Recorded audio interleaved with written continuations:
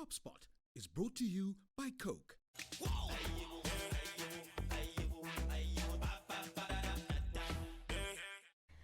Yes, and today, being a Wednesday, we are talking about health sport, and our topic today is vulnerability. And the question that we asked you on the streets was, is it okay for men to be vulnerable ama wakufe kimwanaume? My name is Baden Flizo. So I don't think a man should be vulnerable because unaanza aje? Hey, mwanaume unalia aje? Okay, for me kama imekupress, I guess unafaa utafuta mahali kachuo mahali hata kama ni choo hivi. Uende unalia tu safi umekalia nini hapo unalia vizuri alafu unatoka ukiwa sawa. Ni poa kuonyeshana emotions, kuonyeshana how you feel. Ni poa pia kujiexpress but pia at the same time pia ni fit pia kulinda nini profile yako na get like ukionekana like okay ukionekana pia unalia sana pia unajua huruma mingi pia si poa. So I feel like inafaa kwa 50-50 they should not. Hi Chat Sport, my name is Cynthia and yes, I think it's okay for a man to be vulnerable. It's better, it's actually better if they are open to discussing about their emotions because many men are actually suffering out here in the name of weni mwanaume. So I think everyone has emotions. So I think for men don't need to show them, but it depends with the situation. I think it's okay for men to be vulnerable. Ukijiongea hivyo ndo utasaidika yani. And that's how you get to know the real people around you when you're as a man yani. Hivyo ndo utaelewa watu wenye wanakusurround ni akina nani ukijiongea. Kuna wenye watakuongea na kuna wenye watakusaidia. So I think it's okay for men to be vulnerable yani. Studio with us, we do have clinical psychologist Sonia Jasmine. Welcome, Sonia. Can you hear us? Yes, I can hear you. Can you hear me? Yes, we can. Yes, we can. All right. So, why has it been made normal for men not to share their feelings or emotions or just be vulnerable with their partners? When we talk about vulnerability, the definition is what really hinders a lot of people because vulnerability normally comes or is tagged along with aspects of shame. So when men talk about being vulnerable, or even women, when we're talking about being vulnerable, showing your feelings and talking about your innermost sense, then you can't do that, or it is thought of by society, you can't do that by not exposing the shameful parts, and I say shameful in quotes, about yourself. So you find that the same way you would ask somebody, so tell me about love, they would also go ahead to describe heartbreak, all the things that are bad about love. That's the same way also vulnerability is taken. Instead of the pureness of vulnerability, which is, according to Brené Brown, is uncertainty and the emotional exposure of oneself that is authentic to self, it's normally tagged with a lot of shame. So, and that is where the problem comes in. I don't understand why men find it hard to just be vulnerable. And I like to say this all the time, but Jesus wept, But so what are the adverse effects of not being vulnerable? There are so many adverse effects for not being vulnerable because one, you by default you're not being your true self. You're not able to expose your feelings. You're not able to say when you need help. You're not able to learn enough to the ability of free, and that is are hindered. So when it comes to men specifically, vulnerability is because of the tag of shame or but that is not usually of. I think she's apologies, she's breaking up a bit. We're having some technical issues, but yes, Sonia, can you hear us? Yes, I can hear you. Can you? Yeah. Yes, but you're breaking up.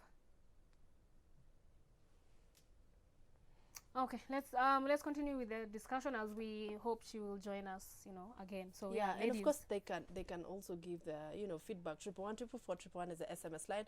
We will definitely sample just a few when we come back. But Sasa umeona ume- machali wengi vile wanasema hapo gangster points Gangster points zinaanguka. left, but anyway, sasa umenyamaza sana. Well, Tuambie. I feel like okay, personally, I think I've dated someone who was very vulnerable. And And you loved it. I loved it. why how did you say it like that? Okay, continue, sorry. Because this person used to cry, Bro, are you literally. But serious? anyways, but personally, me, I really love people who are like that because now I get to see the real them. They Yes. get to show and express how they're truly feeling inside. So I feel it's good for them to actually, I don't know, do it. Yeah, Yeah. man. You know, Mujiuliza auko vulnerable na mimi, utakuwa vulnerable na nani? Because you see, definitely the world will beat you up at some point. So who do you talk to? Do you call your boys and say, hey, Buddha? You never do that. As men, they don't discuss these things. So they end up bottling up all these emotions in themselves. And then later, it just explodes because ukipushiwa kwa ukuta, what happens? At some point, tu utakwea hiyo ukuta. That's so true. what happens? Kidogo kidogo umechukua umejitia kitanzi. Why can't you just talk to me? or talk to Leah, if you have someone. to, you know? Yeah, it doesn't have to be like, talk to everyone. But anyway, guys, we have Sonia back with us. Sonia, can you hear us now? Yes, I can hear you. Can you hear me now? We can. So it's definitely possible for most men to unlearn what they have learned. But for those of us who want to raise our sons to be vulnerable men but still be men, how do we do that? One of the things is for you, as I started by saying, is that define what vulnerability means. Also, the vulnerability does not mean a man is accepted to now be very weak or not in control of his emotions. Okay, vulnerability is knowing that this is where I'm at, this is how I authentically feel, and I can actually deal with it. So once you define what vulnerability means for you, so that it's not coming out of a place of shame, it's not tagged with weakness, but at the same time, it has an empowering factor, then you can be able to solve some of the things that come with vulnerability. And that strength that you're looking for a man can actually show up. But I also feel that also women can actually suppress those factors for men, because you'll find that some women also are not able to handle the vulnerability that comes with men, with being a man. If a man says, I don't feel good today, or I feel like I can't handle this, or I'm quite weak in this. So then they could be vulnerable, but because that's not the kind of vulnerability as women we are looking for, we can actually miss it. So just defining what actually does vulnerability mean, then you begin to understand, okay, how will I deal with this? How will I allow an individual, both men and women, to open up, be themselves, but also have an empowering factor on it? Can you say it comes with the situation? Because most men are like, ina depend niko situation gani, siwezi tu lia mbele ya watu. What do you think? And I think that is out of power, because being able to distinguish also where and when you can be vulnerable is a point of insight.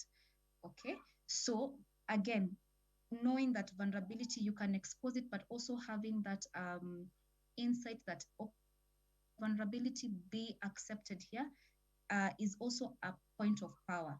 Sometimes what we miss is that men may not be able to distinguish. This is a safe space for me, so I can be able to be vulnerable. I can be able to open up. I can be able to express myself, and this is also not a safe space. So distinguishing, okay, is this a safe space for me? Then should I allow people to see if I'm vulnerable or not, becomes a point of strength. A partner, even a brother, we've talked about partners a lot, but even just your relatives who are men being able to talk to you is very important. So let's say you have a man like that in your life. How do you slowly nudge them into being more vulnerable without emasculating them?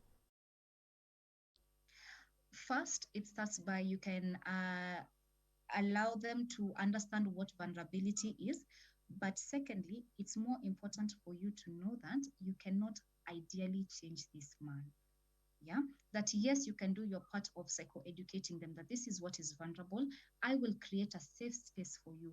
I will be there to stand by your side, but the decision is also entirely to them.